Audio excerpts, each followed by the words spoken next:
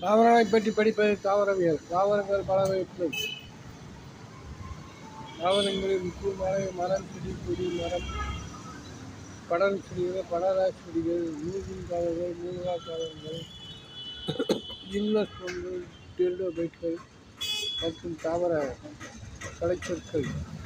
ஆரஞ்சைமா, கோலஞ்சைமா, சீருஞ்சைமா, காடுகள், கருப்பு நிலக்காடுகள், குறிஞ்சி, மருதம், நெய்தல், சாலை போன்ற நிலங்கள், பூந்தோட்ட பிரதேசங்கள், ஆர்க்டிக் கடல், அட்லாண்டிக் கடற்பகுதியில் வாழும் தாவரங்கள், நீரில் அடிப்பகுதியில் அசுரிகள் இருக்கும், நடுப்பகுதியில் நீரில் வாழும் உயிரினங்கள் வாழும், மேற்பகுதியில்